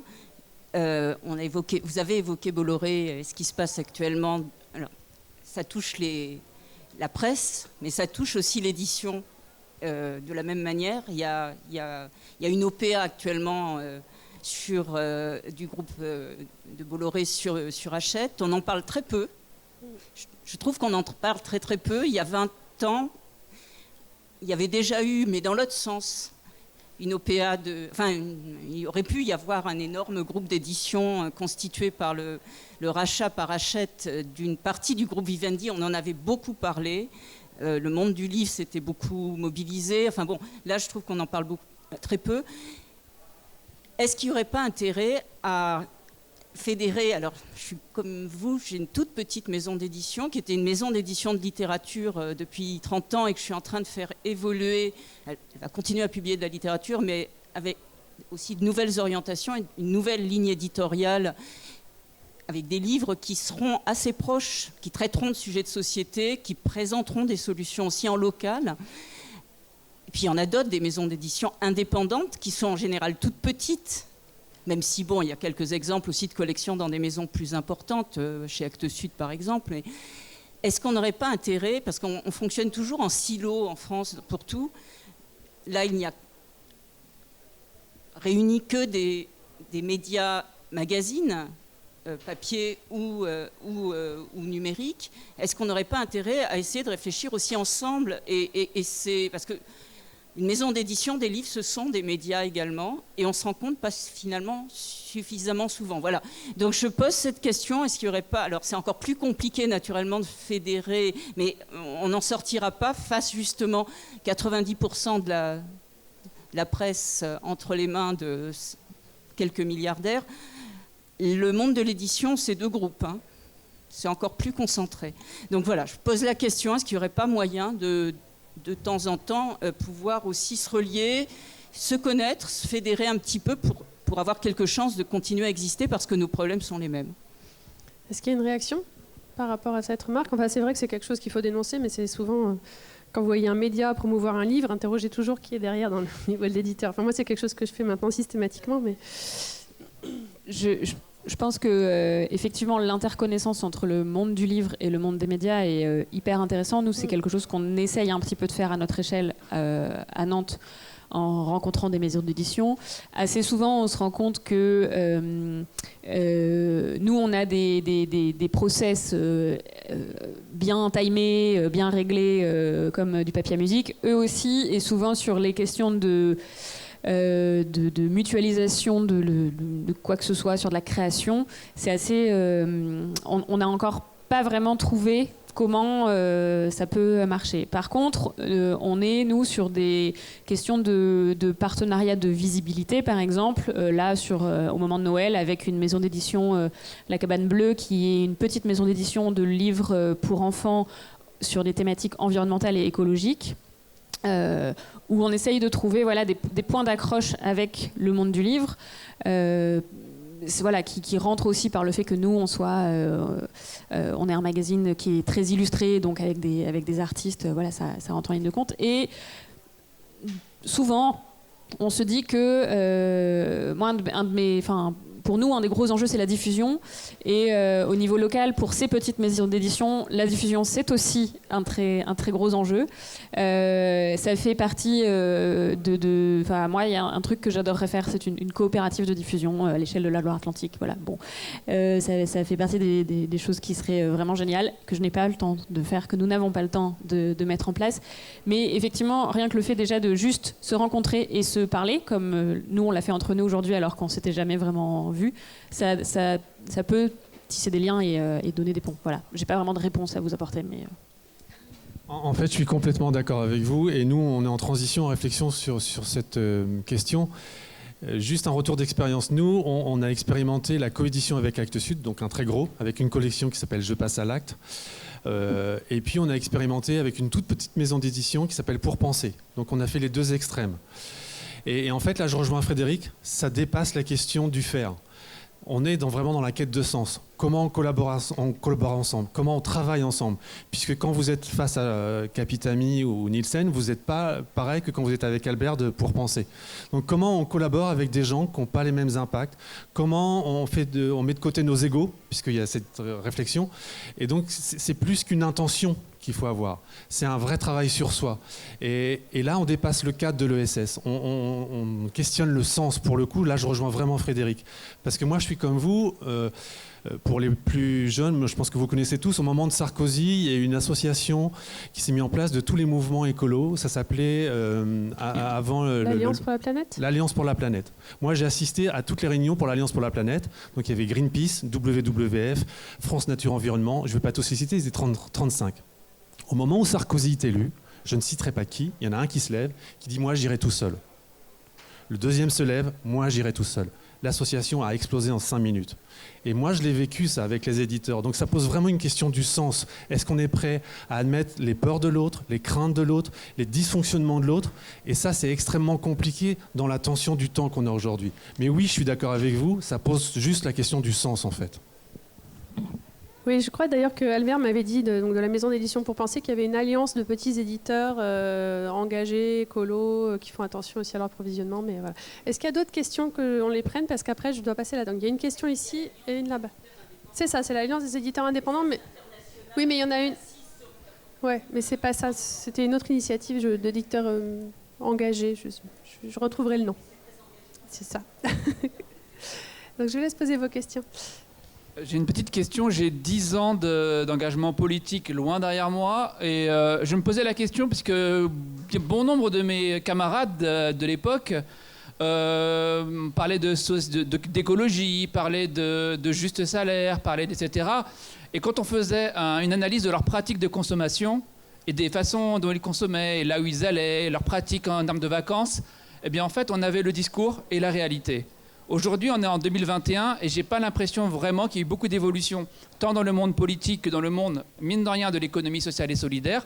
Et si effectivement l'ensemble des gens qui se réclamaient de l'économie sociale et solidaire consommaient déjà, entre guillemets, économie sociale et solidaire, ça ferait une bonne part, entre guillemets, de leurs revenus qui irait naturellement vers des médias de solutions, vers des solutions de proximité, vers des solutions vertueuses.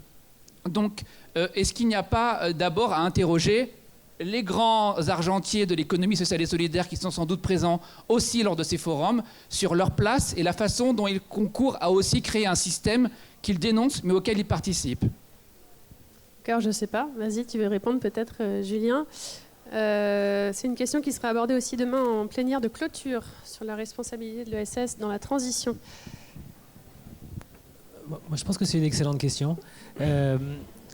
D'ailleurs, quand ça m'arrive parfois dans des événements hauts de rencontrer un directeur, c'est souvent un homme d'une mutuelle ou autre, et qui me dit alors comment va votre média, et je lui réponds est-ce que vous êtes abonné? Et il me dit ah oui, je voudrais y être. Je fais ben voilà, vous venez de répondre à la question. Et en fait, ça c'est un point important parce que si ces grands groupes-là qui ont toutes ces intentions louables ne passent pas concrètement à l'action en abonnant leurs salariés, en allant soutenir un secteur, bien sûr qu'il y en aura moitié moins d'entre nous dans 5 ans, peut-être plus qu'un quart dans 10 ans, et peut-être plus du tout dans 20 ans. Désolé, hein, mais c'est ça le risque quand même. En fait, vous avez complètement raison, parce qu'il y a un média qui aujourd'hui nous fait beaucoup de mal à tous aujourd'hui, qui est soutenu par 20 entreprises du CAC 40. C'est-à-dire que les responsables de ces entreprises abonnent leurs salariés, abonnent leurs collaborateurs, et si effectivement demain la Maïf, la Camif, la Matmut, etc. abonnent leurs salariés à nos magazines, nous, on a la tête un peu hors de l'eau. Donc vous avez complètement raison. Donc je ne sais pas si vous nous regardez en ce moment sur Internet, les dirigeants de la Matmut, la Camif, etc. Mais abonnez vos salariés à nos magazines et ça nous fera une bulle de respiration. Alors, je ne sais pas si on a passé notre temps. Est-ce que je peux dépasser un peu ou pas, s'il y a d'autres questions? Sinon, 2 questions. Ok, on m'autorise à prendre 2 questions. Donc je passe le micro pour qui veut prendre la parole. Donc, il y a le monsieur qui me fait signe tout à l'heure. Est-ce qu'il y aura d'autres questions après ou pas? Non, mais je vais essayer d'aller très vite. Hein. Je suis Gabriel Delicourt, je viens de Saint-Jean-d'Angély, je suis président d'un pôle territorial de coopération économique. Et avant, en 2006, on avait monté un pôle d'économie solidaire. Voilà. En fait, on a tous les mêmes problèmes. Manque de temps, manque d'argent, comment on communique ensemble. Moi, je suis de l'autre côté. J'ai monté des tas de projets dans un milieu rural au sens, ça se casse la gueule, hein, déclin économique et démographique. On a perdu 30% de notre population en 30 ans. Et puis, comment on fait les choses ensemble? Il est là, et quand on veut parler d'économie solidaire en milieu rural, on a tout faux. J'étais administrateur du pôle d'économie solidaire de Niort. On a déposé le bilan il y a 2 ans. Hein. Mais on dit toujours, on a des potentialités. Oui, d'accord, mais comment on fait? Donc moi, je suis venu ici parce que je suis d'accord avec ce qu'a dit cette dame. Je suis parfaitement d'accord avec toi. En fait, moi, j'ai besoin d'aide. Je suis dans mon lieu rural, pas loin, là. Je suis à 60 bornes. Avec une population, il n'y a plus de classe moyenne, hein. Il y a des riches, il y a des pauvres, 23% de misère sociale, hein, 20% de chômage, vous voyez. Donc, ça veut dire, qui on aide? Le fric, il est pris par ceux qui ont du pognon, c'est clair, hein. Et ceux qui ont une situation, tout va bien. Je suis prof, j'ai mon salaire, donc je peux militer. Vous pouvez garder le micro devant votre bouche. Voilà. Donc, moi, je suis venu vous voir exactement dans l'autre sens, c'est dire, comment vous pouvez m'aider? Comment moi je peux vous aider? Parce que maintenant on porte un très gros projet. Il est tellement énorme qu'on a la trouille. Hein, on est en train de monter une maison de l'Europe à Saint-Jean-d'Angély. On n'a pas besoin d'avoir un sponsor pour nous payer les terres. On a l'ancien tribunal de Saint-Jean-d'Angély qui est extraordinaire, qui est en friche depuis 15 ans, fermé par Rachid Adati. Et depuis, il n'y a jamais rien eu dedans. À côté, il y a la sous-préfecture qui se vide petit à petit. Et nous, on a un truc à faire là, et on est dessus. On est prêt à réussir, mais on a tellement eu d'échecs. On a tellement eu de prédateurs autour de nous, et il y a toujours des prédateurs. On se dit, comment on fait pour ne pas se faire flinguer? Voilà, on en est là. Mais par contre, on n'a pas de support, on n'est pas doué comme vous avec les réseaux sociaux. Moi, je suis assez nul là-dessus, je sais faire plein de trucs, mais ça, c'est pas mon truc. Comment je me rapproche de vous et comment vous vous rapprochez de moi? Là, je ne vais pas prendre la parole longtemps, mais j'ai besoin de vous revoir n'importe où. Je n'irai pas à Rennes, hein. Mais j'ai déjà contacté par un gars de Vivant, c'est peut-être toi, je ne sais pas. C'était il y a 5 ans. Et le téléphone, ça marche aussi. Il était de Poitiers. Et puis, on n'a pas réussi à... C'était toi? Voilà. Moi, j'ai quelqu'un... Tu t'en souviens? Bon, ok. Eh bien, je ne sais pas pourquoi on n'a pas continué. Maintenant, par contre, il y a un coût à faire énorme. Voilà. Est-ce que vous avez quelque chose à répondre à monsieur Gabriel? Non? Bon, en tout cas, je pense que quand tu as besoin de contacter un journaliste, moi je trouve que la possibilité aujourd'hui est assez simple, même si vous n'êtes pas sur les réseaux sociaux. Avec Internet, les rédactions ont souvent un mail de contact et on est peut-être débordé par le temps, mais moi je sais que je fais attention à essayer de répondre au maximum de gens possible. Donc je pense qu'on est plus accessible qu'avant, en tout cas. Mais vu que notre temps est écoulé, je voulais vous remercier sincèrement à toutes et à tous pour vos témoignages. Merci encore à Vivant et au Forum de l'économie sociale et solidaire d'avoir rendu cette rencontre possible.